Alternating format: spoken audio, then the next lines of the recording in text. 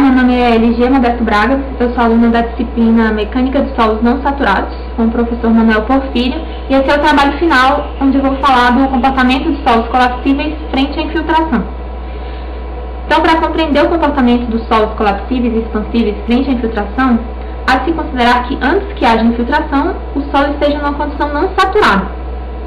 Os motivos do solo estar nessa condição não saturada é, por exemplo, a proximidade com a superfície do terreno, que faz a água evaporar, os gradientes de carga hidráulica, que determinam o regime de fluxo, especialmente o gradiente da carga altimétrica, posição no lençol d'água muitas vezes profundo, e também um outro fator que contribui para essa condição não saturada do solo é o próprio balanço hídrico ao longo do ano. Por exemplo, regiões onde o período chuvoso é limitado a uma época específica do ano, ou onde a evaporação latente é muito forte, ou clima árido, semiárido. Então, tudo isso favorece a condição não saturada do solo.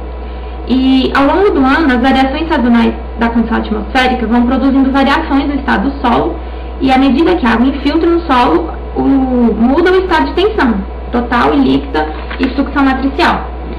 Além de mudar os índices físicos, como a umidade, o grau de saturação.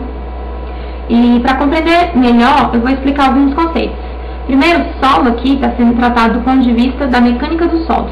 Logo, ele é um meio multifásico, deformável, poroso e particular, constituído de partículas sólidas de diferentes tamanhos, aglutinadas ou não. E o solo não saturado é composto por 4 fases: partículas sólidas, água, ar e a película contrátil. Então, a gente pode afirmar que as fases água e ar fluem nos poros do solo quando são submetidos a gradientes energéticos, e o esqueleto sólido, juntamente com a rede de películas contráteis, se equilibram e se deformam quando são submetidas a variações de esforço de tensão. Então, a continuidade das fases fluidas no solo não saturado varia à medida que o solo for submetido a variações de graus de saturação. Um solo arenoso com baixa umidade, como o solo na umidade higroscópica, por exemplo, possui uma fase ar contínuo e uma fase água quase sempre descontínua. À medida que o solo for umedecido, a fase água passa a ocupar uma maior parcela dos vazios do solo, tornando-se gradualmente, assim como a fase ar, uma fase contínua e com menor déficit energético. Se a quantidade de água no solo for aumentada, a fase ar passa a se tornar gradativamente descontínua até desaparecer. Então, a transição da condição de continuidade da fase do solo deve ser bem compreendida, porque existem importantes implicações com respeito ao comportamento do solo. É importante observar que o grau de saturação, que corresponde à passagem de condição contínua para descontínua, pode depender também da textura do solo, assim como da distribuição dos poros.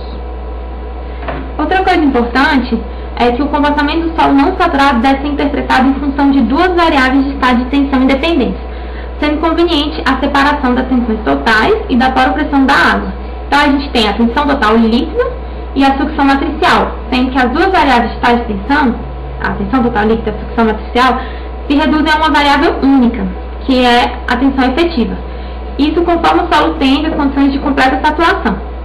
Quando eles são umedecidos durante o processo de infiltração, os solos não saturados podem aumentar ou reduzir de volume, dependendo das numerosas variáveis, sendo que as principais são mineralogia e química do solo, distribuição granulométrica, estrutura do solo, tipo, energia e umidade de compactação ou origem do solo natural, ou então nível de interiorização pelo qual o solo passou, as características do fluido percolante, história de tensões e ou de interiorização, estado de tensão inicial e as características das variações de energia impostas ao solo, a tensão externa, vibração, rotação das tensões principais, química do fluido, entre outros.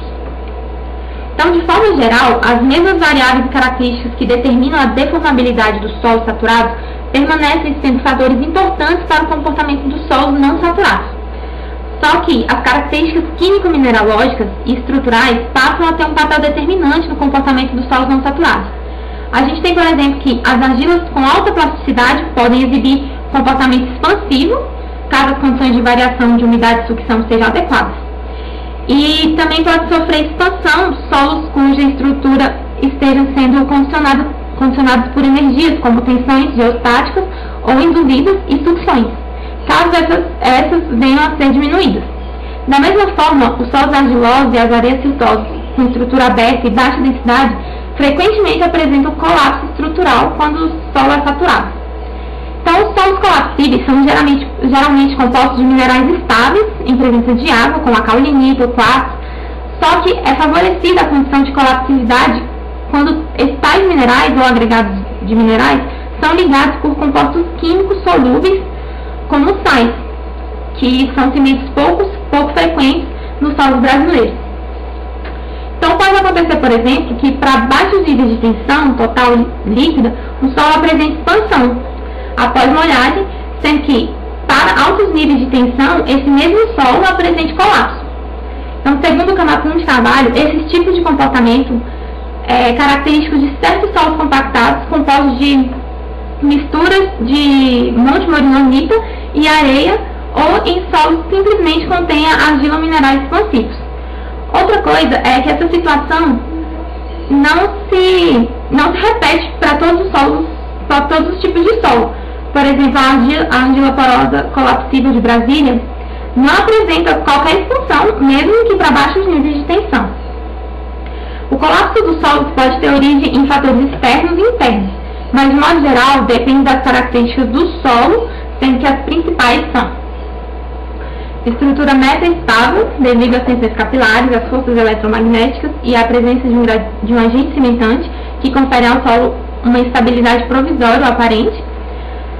Não saturação do solo, especificamente com um grau de saturação inferior ao término de entrada de ar dos macropóros, ou nos casos de solos ressecados, em que a variação da umidade conduz a uma sucção inferior à de entrada de ar dos micropóros. Índice de vazios maior que a de equilíbrio para tensões externas e internas nulas, e estrutura marcada por distribuição de poros bimodal, contendo macro e microporos.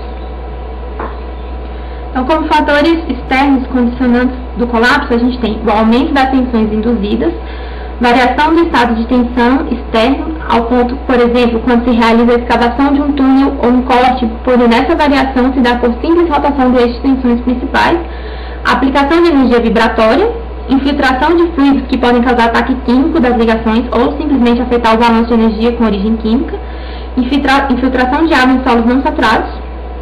E, de acordo com a ARAC, os processos de colapso ocorrem devido à diminuição localizada na resistência ao cisalhamento dos vínculos que mantém a estrutura metaestável dos solos colapsíveis, ou então devido à aplicação de tensão, ou mesmo alterações do estado de tensão que superem a resistência limite desses vínculos.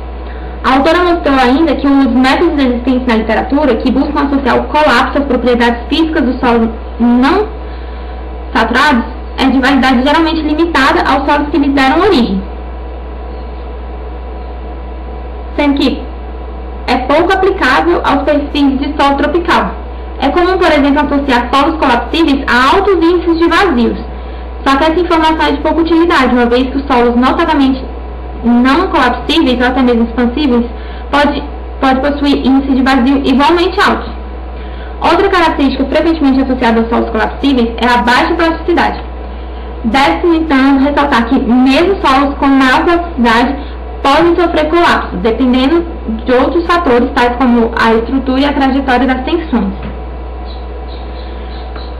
É importante também que a velocidade em que ocorre o colapso corresponde àquela em que se dão as variáveis de tensão e energia em relação à estabilidade estrutural do solo. Assim, os solos caracterizados por cimentações com resistência única tendem a colapsar tão logo seja imposta a variação de tensão capaz de rompê-la. Já os solos contendo cimentos de diferentes resistências tendem a colapsar progressivamente à medida que vai sendo atingido o comprometimento de cada elo. Em campo, o colapso do solo pode ser avaliado direta ou indiretamente por meio de ensaios utilizados para outros fins, como em casos de ensaio SPT, pressiométrico e provas de carga. Mesmo em todos eles, assim como nos estudos de laboratório, o que se analisa geralmente é o comportamento do solo na unidade natural e quando submetido aos efeitos da saturação. Embora o colapso possa ter diferentes origens, no colapso específico da infiltração de águas pluviais, interessa o colapso devido ao aumento de grau de saturação do solo.